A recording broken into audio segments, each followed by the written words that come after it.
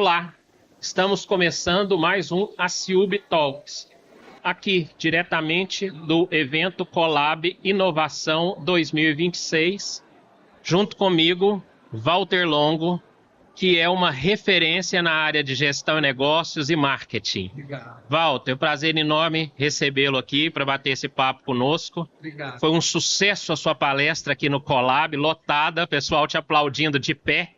Parabéns. Obrigado. E vamos começar resgatando algumas coisas que você falou ali na palestra. Tá bom. Eu particularmente gostei muito de uma fala sua, que é algo que eu acredito bastante, que é sobre a questão da cooperação, e você falou um assunto que me interessa muito, que é coopetição, né?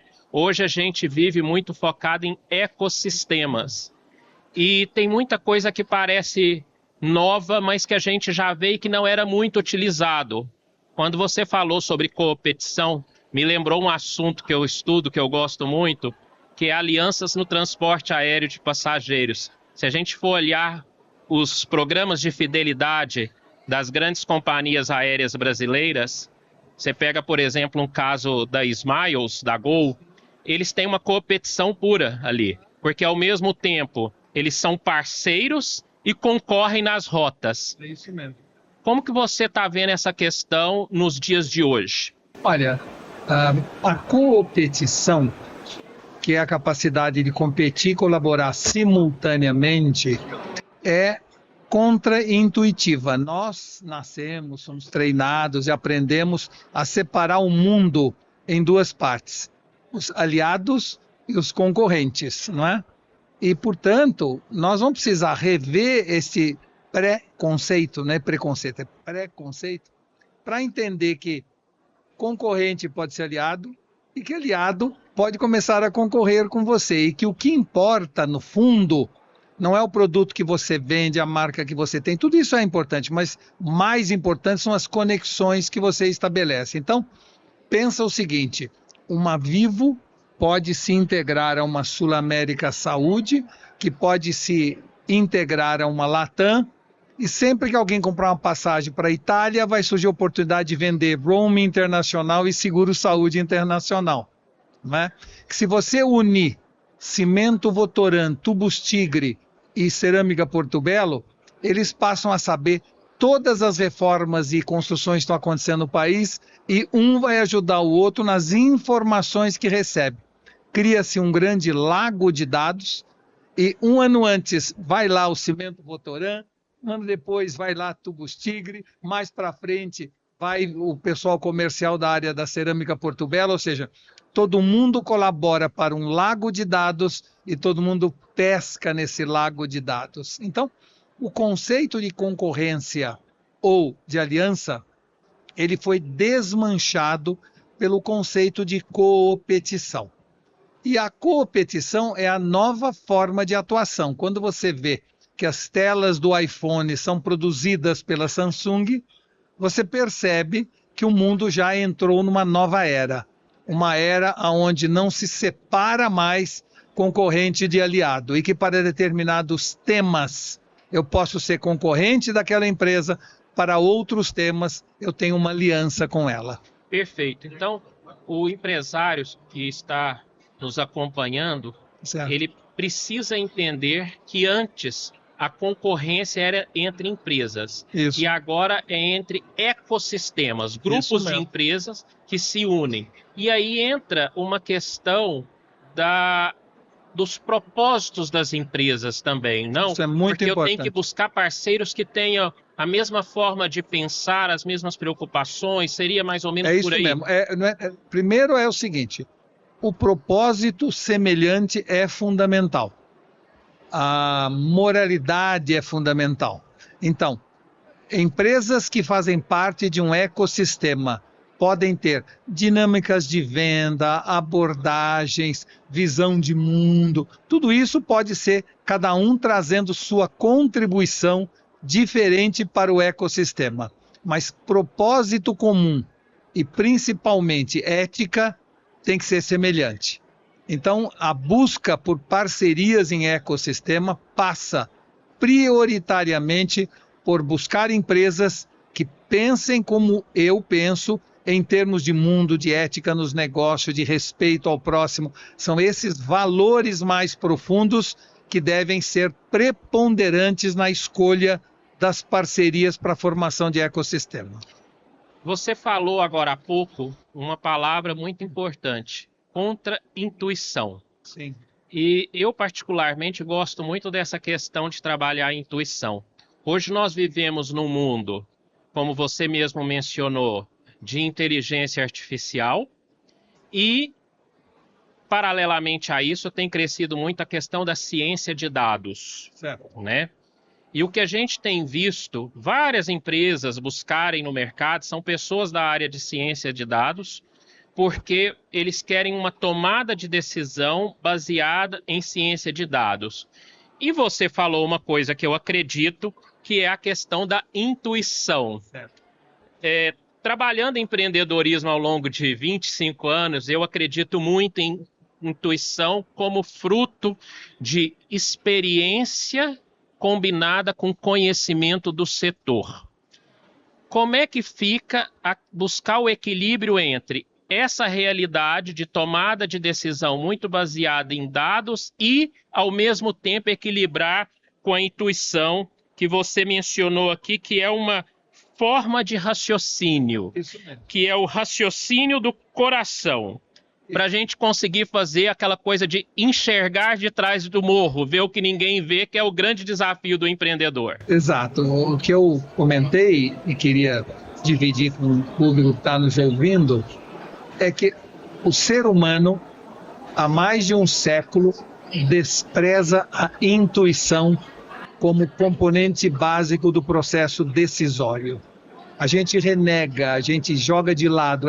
Intuição é um software que a gente não está atualizando ele há muito tempo. As mulheres usam um pouco mais da intuição do que os homens. Mas mesmo as mulheres entraram na era da razão junto conosco, da racionalidade. E a gente acha que intuição é um sentimento e não um raciocínio, quando na verdade, assim como o caos é uma organização que a gente não entende, mas é uma organização. Perfeito. E se você fatiar o caos, você decifra as várias organizações que estão compondo aquele caos. Da mesma forma, a intuição é um raciocínio multissensorial e por isso difícil de definir e de entender. Mas você não pode deixar de levá-lo em conta. Quando a tua intuição te diz alguma coisa, preste atenção. E as decisões melhores são baseadas no raciocínio do cérebro e o raciocínio do coração. Então, intuição deve fazer parte do processo decisório. São coisas que a gente não consegue definir por quê, mas algo nos diz que a gente deve ir naquela direção. Você tem abordado muito a questão do caos, da imprevisibilidade, paralela à inovação, etc. E pela sua trajetória profissional, eu sei que você já foi diretor do Grupo Abril, já foi diretor da TVA, que para quem não conhece, quem é mais jovem, era uma TV por assinatura, pioneira lá no Rio de Janeiro, eu me lembro da TVA muito presente. O que aconteceu com essas empresas, sobretudo no caso do Grupo Abril, era uma potência e hoje a gente nem quase ouve falar. Claro. Olha, você lembra que o rádio tomava o lugar da TV. Quando não havia televisão, o rádio era a grande mídia. Quando a TV chegou, o rádio diminuiu a sua significância, mas continuou existindo e até hoje está aí presente, não é? Quando a TV a cabo surgiu, prenunciou-se o fim da televisão aberta e ela está aí até hoje. Quando a internet surgiu, as redes sociais, também a gente falou da insignificância das mídias tradicionais. Então, sempre uma mídia nova diminui a relevância de uma mídia anterior. O que cabe a um grupo de comunicação? Continuar investindo no que ela tem de tradicional, de relevante, de importante em relação ao passado, e investir em coisas novas. A Abril era uma empresa apaixonada pela mídia impressa, né? O Roberto Tivita era um apaixonado pelo que fazia. E, de certa maneira, não deu a mesma importância às novas mídias nascentes. Mas pior do que isso, e aí não era mais o Roberto Tivita. A mídia impressa em geral, ela não está morrendo, ela está se suicidando, que é diferente de morrer. Porque não se reinventa? Não, pior, porque quando surgiu a internet e a mídia impressa percebeu que todo mundo estava consumindo nas redes sociais notícias curtas, coisas superficiais, fofoca, comentários breves, sem profundidade, começou a juniorizar as redações, começou a ser um jornal fast food, ou seja, não entendeu que existem 3 tipos de curiosidade no ser humano. Existe a curiosidade diversiva, que é essa curiosidade genérica, superficial. Existe a curiosidade empática, que é essa curiosidade mais sobre pessoas, e a curiosidade epistêmica, que é a curiosidade mais profunda de por que as coisas acontecem. Então, quando chegou a internet ou as redes sociais, ela roubou das mídias a curiosidade diversiva, essa da genérica, e a curiosidade empática, fofoca sobre gente, sobre pessoas, né? Em vez de você esperar uma notícia na revista Veja sobre determinada cantor que você gosta, você simplesmente segue o cantor e fica sabendo tudo sobre ele. Perfeito. Mas tudo superficialmente. A mídia impressa deveria ter investido em profundidade temática, em articulistas de peso, porque o que acontece hoje, eu vou dar um exemplo, se um avião cair no aeroporto de Congonhas, a primeira coisa que surge na nossa cabeça é a curiosidade diversiva. Qual era a companhia, quantos morreram? Pronto, está satisfeita a sua curiosidade diversiva. Entra em seguida a curiosidade empática sobre pessoas. Quem estava no avião? O piloto tinha filhos, alguém perdeu o voo e se salvou, ou seja, tudo sobre gente. Sim. E mais adiante surge a curiosidade epistêmica. É o caso de ter um aeroporto daquele tamanho num grande centro. O que fez o avião cair? Foi a máquina ou foi o piloto? Enfim, coisas de mais profundidade, o porquê das coisas. Na hora em que a curiosidade diversiva, genérica e superficial foi para as redes sociais, a curiosidade empática sobre gente foi para as redes sociais, a mídia impressa deveria ter investido cada vez mais em curiosidade epistêmica. Vou dar um exemplo, a The Economist fez isso, né? E até hoje continua relevante. Referência mundial. Isso continua relevante. A maioria das outras redações optaram por imitar na mídia impressa a superficialidade, a fofoca das redes sociais. E com isso tornou-se irrelevante para a rede social estar, vamos dizer assim, o dia inteiro se atualizando, e eu só posso falar aos sábados quando sai a revista, Exato. tá certo? Então foi um tiro no pé, um equívoco, uma miopia, não desta ou daquela empresa, das empresas como um todo, que ao sentirem uma migração da publicidade para os outros veículos digitais, começou a cortar custo, juniorizar a redação, e com isso foi perdendo sua relevância. A Abril, a revista Veja, continua aí, mas não tem mais a pujança, o impacto que tinha alguns anos atrás. Principalmente com o novo consumidor mais jovem, né? Isso, o novo consumidor tem hoje um problema de falta de leitura. Esse é um assunto importante, de uma busca da superficialidade, Tudo muito rápido, de uma efêmero. ansiedade, não é? E, novamente, isso está trazendo graves problemas para as novas gerações. Nós falamos na nossa palestra sobre inteligência artificial.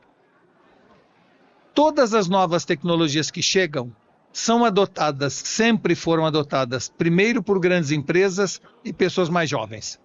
A IA é a primeira tecnologia que está sendo adotada por empresas pequenas e pessoas mais velhas. Por que isso está acontecendo? Porque é muito barato, é muito acessível, terraplena o cenário competitivo, enquanto a empresa grande está fazendo comitê de governança ou questionando o TI sobre segurança daquela ferramenta, a empresa pequena, que tem 3 funcionários, um advogado, que tem um escritório ele sozinho, entra na IA e já começa a utilizar. Não tem esses degraus que uma empresa grande tem. E por que pessoas mais velhas estão usando mais do que pessoas mais jovens? Porque para usar IA você precisa de extensão vocabular, bagagem e conteúdo. E, infelizmente, há uma redução vocabular nas novas gerações. Então, se você for usar IA e não souber a diferença entre afrontar, enfrentar e confrontar, você não vai ter a resposta adequada. Com a sua experiência enquanto gestor, nós da universidade estamos vivenciando isso também. Claro. Uma geração que muitas vezes não quer vir para o ensino superior, apesar de todas as oportunidades que tem. Como que você lidaria com isso se você estivesse à frente de uma instituição de ensino para trabalhar essa questão não só de trazer, mas de ter uma profundidade maior no conhecimento? Olha, primeiro, importante dizer o seguinte, a educação não se resolve no ensino superior. O ensino superior sofre o impacto das decisões equivocadas nos ensinos anteriores. Exatamente. Não é? Então, todos nós nascemos com curiosidade. Esse é um software que a gente já nasce de fábrica. Instalado. Só que depois não vai atualizando. O ensino, ensino mais jovem, vai vamos dizer assim. Vai perdendo com o tempo. Vai castigando a curiosidade.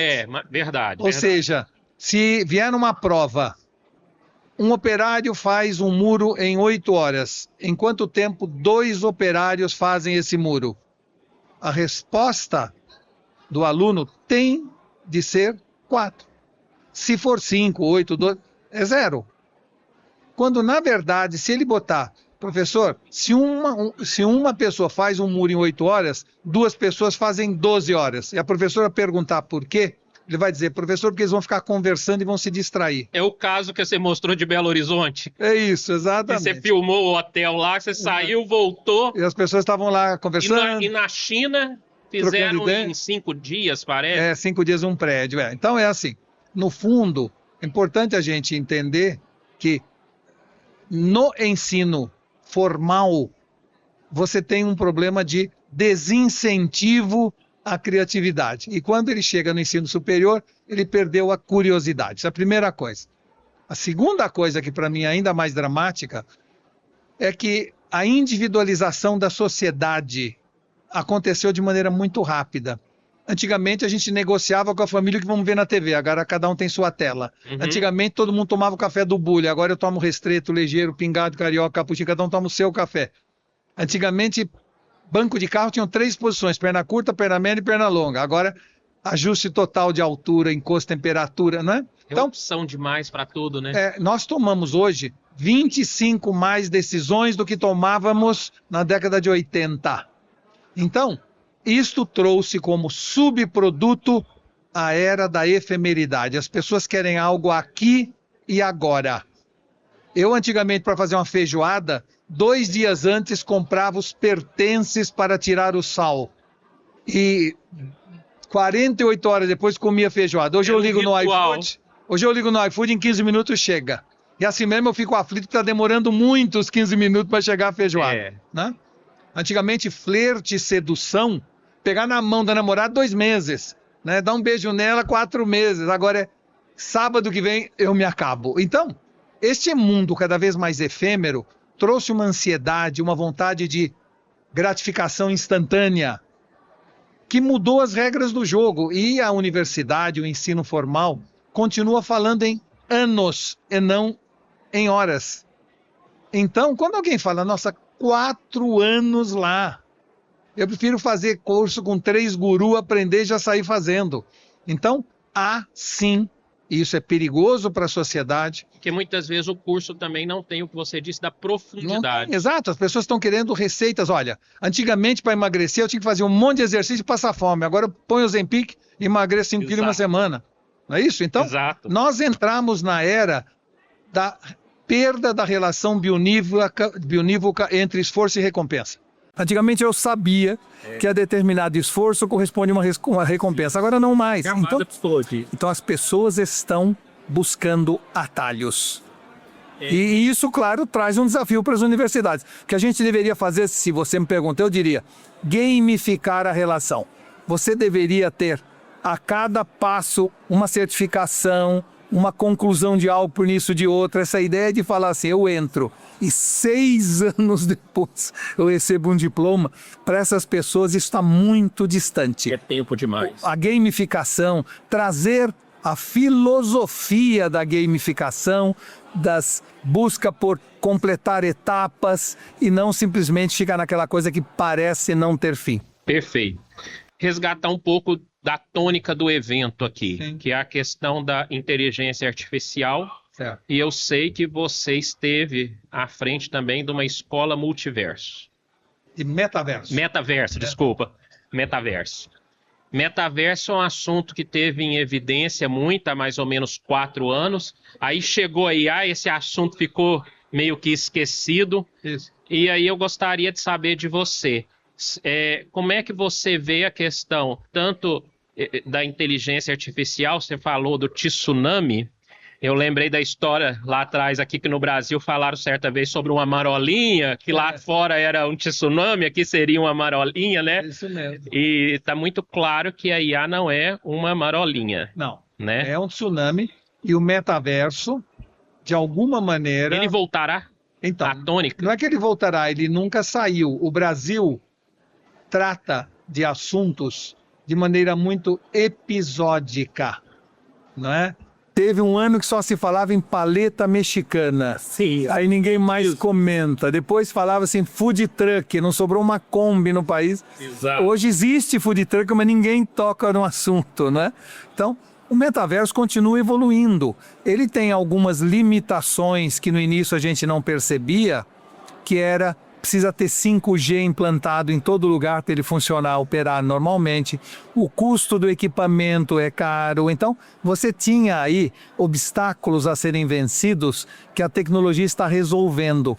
Mas eu já vejo enorme uso de metaverso em treinamento em indústrias, na montagem de veículos em companhia automobilística. Eu já vejo na educação muita coisa sendo feita no mundo com metaverso. Os óculos vão ficar parecidos com o seu e não mais aquela coisa pesada e cara. Então, ele vai ser incorporado naturalmente e quando surgiu a rede social, falou-se, parou-se de falar 10, 15 anos depois, hoje ela tomou conta da nossa vida. A mesma coisa vai acontecer, eu acredito, com o metaverso.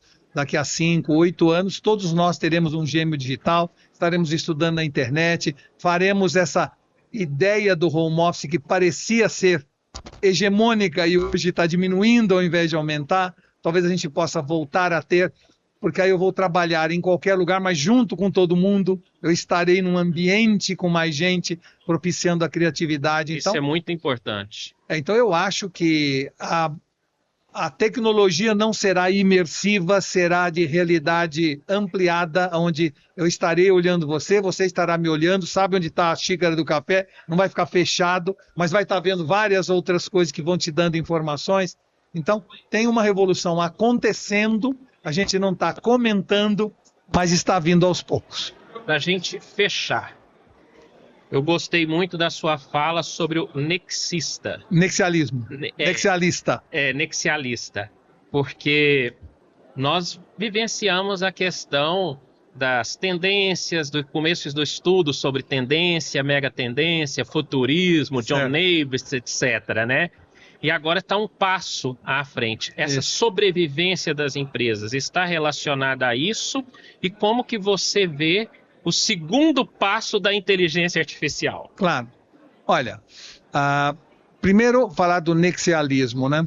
Se a gente está migrando do conceito de empresas e especialidades para o conceito de ecossistema e conexões, um especialista não será tão competente quanto um nexialista na liderança de um ecossistema.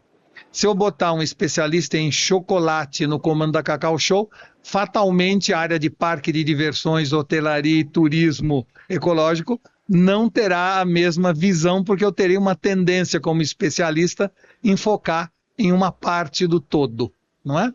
Então, se está havendo a migração da visão de holding ou corporação para a visão de ecossistema, o desenvolvimento de nexialistas é fundamental. Então, primeiro isso. Segundo, a IA é que permite você fazer parte ou liderar um ecossistema sem ampliação do risco de qualidade.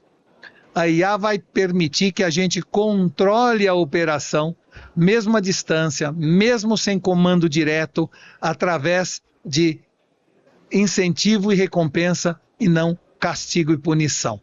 Então, exemplo, se eu sou uma empresa que faz revestimento cerâmico e noto que é fundamental que seja bem aplicado e faço uma aliança com uma escola que vai treinar aplicadores de cerâmica, cada vez que essa pessoa for fazer uma aplicação numa casa, eu tenho um contato direto com o cliente, pergunto se foi bem feito, se foi limpo, se foi no prazo, aquela pessoa ganha pontos, eu gamifico a relação com ela, ela vai ganhar mais instalações e, portanto, assim como o Uber hoje controla milhões de carros e não é dono de ninguém, nem chefe de ninguém, a IA está cada vez mais permitindo a formação de ecossistemas com redução dos riscos reputacionais.